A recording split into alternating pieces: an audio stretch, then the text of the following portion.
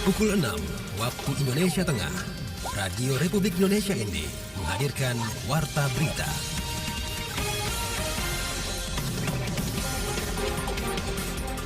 Selamat pagi saudara, Anda mendengarkan Warta Berita edisi pagi hari ini Senin 2 Oktober 2023 dengan Sari Berita.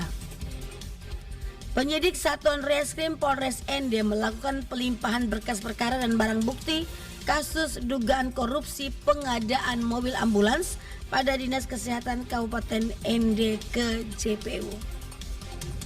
BPJS Kesehatan Kabupaten Manggarai Barat melaunching loket pelayanan informasi BPJS di Rumah Sakit Umum Daerah Komodo, Labuan Bajo. Bersama saya Femi Sari Ora, inilah berita selengkapnya.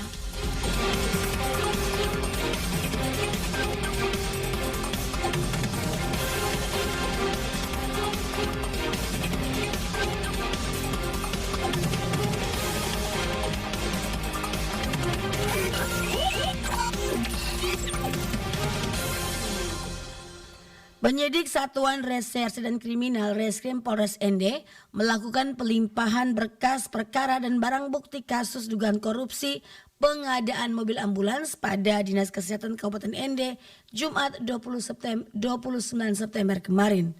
Kasat Reskrim Polres ND Ibtu Yance Kadiaman Esa kepada wartawan di kantor Kejaksaan Negeri ND mengatakan, setelah JPU menyatakan berkas perkara lengkap P21, maka pihaknya selaku penyidik melakukan pelimpahan tersangka dan barang bukti kepada JPU, Jaksa Penuntut Umum. Selama proses penyidikan terhadap DPO 54 tahun selaku Direktur PT Panca Putra Sundir ditahan selama 120 hari di sel tahanan Polres ND. Atas perbuatannya tersebut, tersangka telah merugikan keuangan negara senilai Rp796.712.000 lebih. Yance juga menjelaskan dua tersangka lainnya berkas perkara masih diteliti oleh JPU ditambah sedang sakit sehingga dilakukan pembatalan karena syarat tahap kedua tersangka haruslah sehat. Sementara itu Kepala Seksi Pidana Khusus Kasipidsus Kejaksaan Negeri ND M. Fahmi Esa mengatakan setelah menerima pelimpahan tersangka dan barang bukti, maka selanjutnya tersangka sementara akan dititipkan di Lapas ND untuk menunggu jadwal sidang. Sementara untuk barang bukti, JPU memberikan kesempatan kepada Kepala Puskesmas untuk mengajukan permohonan pinjam pakai karena mobil tersebut dibutuhkan untuk pelayanan publik. Bawaslu Nusa Tenggara Timur ingatkan aparatur sipil negara ASN untuk tetap menjaga netralitas dalam pemilu 2024. Lady Badin melaporkan. Demikian yang disampaikan Magdalena Yuanita Wake SH-MH, Koordinator Divisi Hukum dan Penyelesaian Sengketa Bawaslu NTT. Dirinya mengungkapkan ASN memiliki hak pilih, namun tentunya ada aturan perundang-undangan yang membatasi ekspresi hak politik ASN. Nita Wake menegaskan bahwa penting menjaga netralitas ASN dalam pemilu agar pemilu bisa berjalan jujur dan adil, dan pengawasan netralitas ASN ini bukan merupakan bentuk penekanan dan pengekangan. Untuk menegakkan keadilan pemilu pada pemilu 2024 dengan memastikan hak pilih warga negara Indonesia yang punya hak pilih bisa terlaksana dengan baik dengan asas-asas pemilu yang benar. Salah satunya kami menghimbau agar ASN yang punya hak pilih juga bisa menjaga netralitasnya sebagai ASN sehingga tidak terjebak dalam larangan-larangan yang diberikan oleh undang-undang kepada ASN. ASN boleh memilih, ASN boleh mendengar sosialisasi, tapi ASN dilarang untuk terlibat aktif dalam mempromosikan partai politik, mempromosikan caleg, dan seterusnya. Anggota Bawaslu NTT tersebut juga menjelaskan bahwa sosialisasi kepada ASN untuk menjaga netralitasnya dalam pemilu terus dilaksanakan Bawaslu NTT, dan dirinya berharap hal tersebut bisa meminimalisir terjadinya pelanggaran.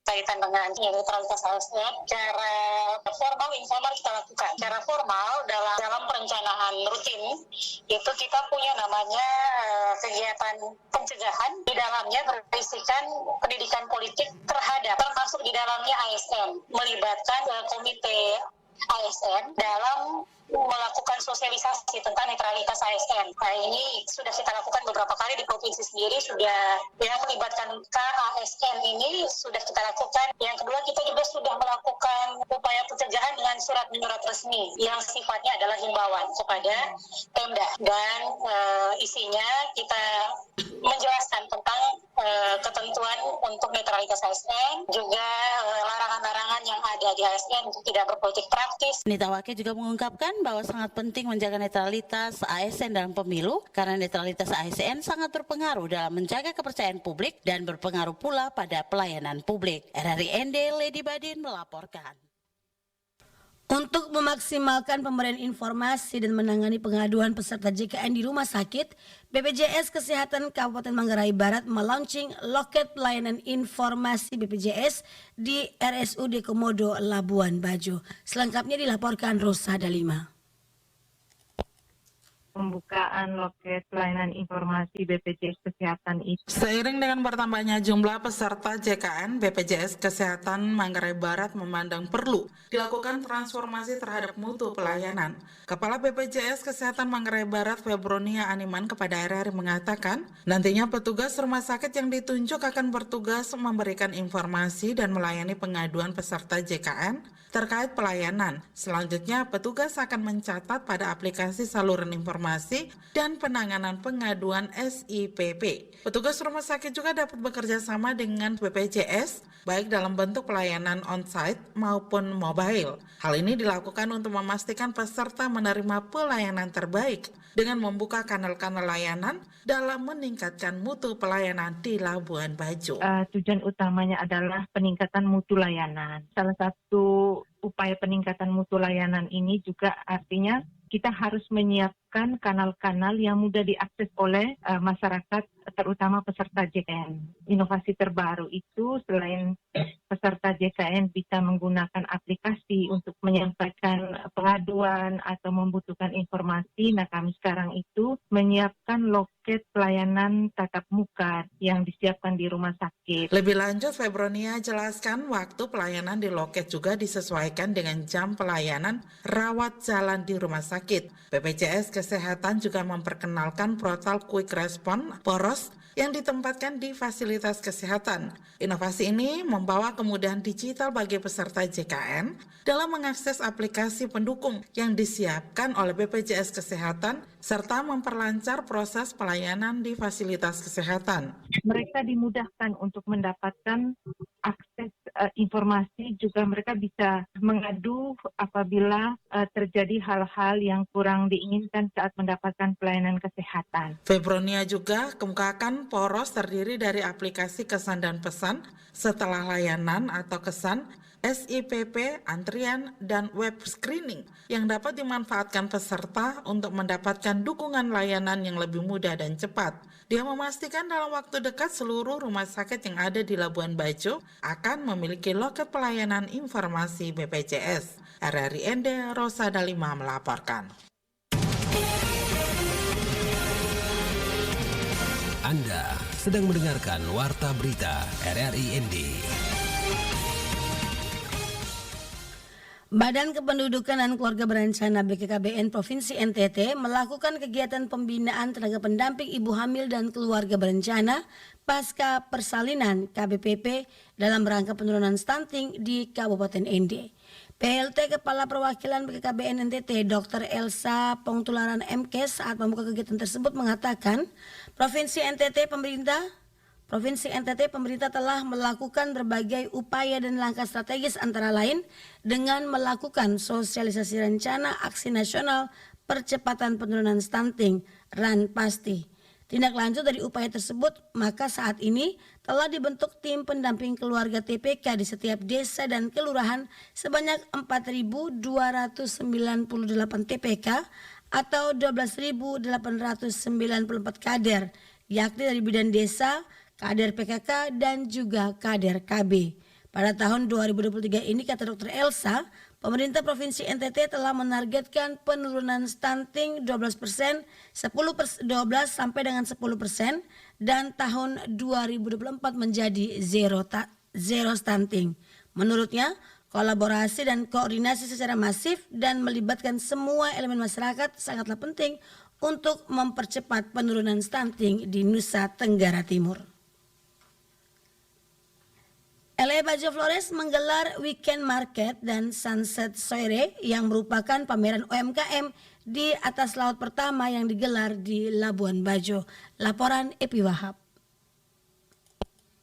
Weekend Market and Sunset Soiree merupakan salah satu pameran UMKM yang digelar oleh Le Baju Flores selama 3 hari ke depan, yakni 29 September hingga 1 Oktober 2023. Dan kegiatan ini sangat unik karena merupakan pameran pertama yang dilakukan di atas laut dengan melibatkan UMKM lokal Labuan Bajo dengan menyuguhkan suasana dan pemandangan keindahan wisata bahari yang ada. Operasional Manajer Le Baju Flores, Iwayan Mahesa Darmawan, menyampaikan pameran ini untuk memperkenalkan apa saja produk dari Labuan Bajo dan memberikan sensasi berbelanja yang berbeda, yakni di atas laut. Kita pengen ngumpulin komunitas-komunitas yang ada di Labuan Bajo ini gitu, karena apa yang kita lihat di sini, orang taunya Labuan Bajo itu cuman sailing atau live on board, tapi mereka nggak tahu apa yang ada di darat gitu. Dan mungkin mereka karena tidak menghabiskan waktu mereka di mainland, jadi mereka nggak tahu ternyata ada oleh-oleh kain, ada makanan khasnya seperti ini, ternyata ada handcraft seperti ini gitu. Jadi kita mau showcase mereka semua di sini jadi sebuah market supaya orang-orang tahu apa yang ada di Labuan Bajo. Kalau dilihat di Labuan Bajo sendiri kan identik dengan laut ya, tapi pasar yang di atas laut itu kan belum ada. Nah, kemarin kita mikirnya, wah ini unik nih kalau misalnya kita bisa bikin, kalau di tempat lain ada pasar apung, kita ada pasar ini. Salah satu pelaku UMKM, Rosalina, yang terlibat dalam pameran ini dengan nama produk Asro Tenunku, menyampaikan apresiasinya terhadap pameran ini karena selain bisa mendukung UMKM kecil, tapi juga bisa memberikan pengalaman berjualan yang berbeda dari sebelumnya. Saya sangat positif ya, karena membantu kami UMKM kecil seperti ini untuk menambah penghasilan lah, supaya UMKM ini bisa lebih naik kelas, dan kita kalau dagangannya lancar kan kita juga barang bisa tambah bervariasi. Baru kali ini saya mengikuti pameran yang di atas terapung seperti ini ya, luar biasa. Litwina Dwi, salah satu wisatawan asal Magelang, menuturkan rasa senangnya bisa berbelanja di atas laut dengan pemandangan yang indah dan bisa mendapatkan produk kain khas Labuan Bajo. Biasa banget ya di sini di Labuan Bajo, salah satu tempat destinasi ada yang namanya market ya. Market itu ada di atas laut ya, dimana kita kalau pas sore hari itu bisa melihat sunset ya dengan keren banget. Dan ini ada memang pusat pembelanjaan, jadi kita harus sukseskan UMKM ya. Dan saya hari ini sore ini membeli 2 kain tenun khas Labuan Bajo. Untuk kedepannya pameran ini dijadwalkan akan berlangsung setiap sebulan sekali dan ada sekitar 21 tenan atau booth UMKM yang disediakan untuk pameran ini. Dari Labuan Bajo, Epi Wahab melaporkan. Sekian warta berita pagi hari ini, mewakili kerabat kerja bertugas, saya Femi Sadaora. Selamat pagi.